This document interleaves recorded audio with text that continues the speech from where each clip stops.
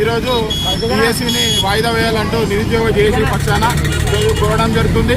మరియు తెలంగాణ రాష్ట్రం వచ్చిన తర్వాత టీఆర్ఎస్ పాలనలో మేము కంచెలు తీసేసినాం, మొత్తం ప్రజాభవనం మొత్తం ఓపెన్ చేసినాం. ఎలాంటి సమస్యకైనా విద్యార్థి లోకం కానీ, మహిళా లోకం కానీ, రైతు సంఘాల లోకాలు కూడా రావాలని చెప్పి, మరియు ఈరోజు ఓయూలో ఒక జర్నలిస్ట్ పోతే జర్నలిస్టును కూడా నిర్బంధించి కొట్టడం జరుగుతుంది.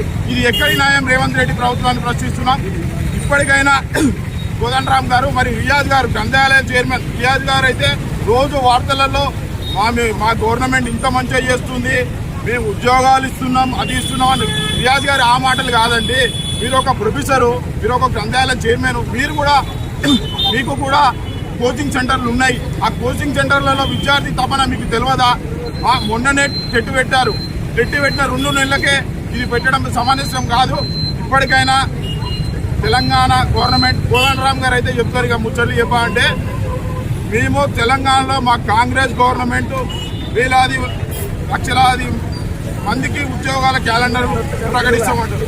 నిన్నేమో బల్మూరు వెంకటు మరియు నూతి శ్రీకాంత్ గౌడ్ ఏమో చెప్తాడు, ఈరోజే 12,000 మందికి క్యాలెండర్ ఓపెన్ చేసామంట.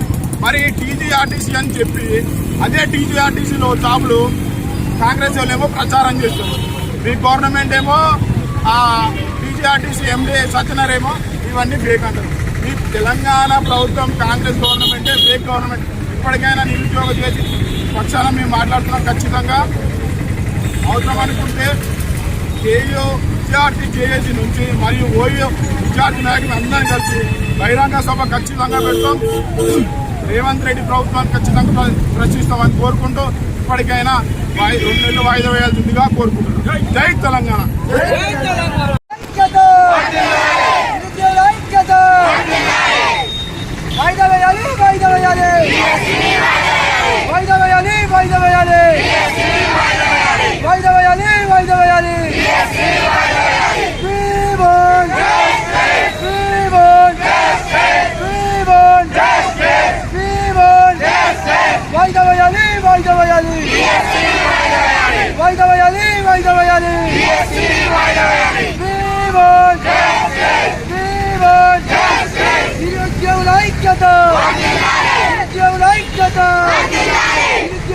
Get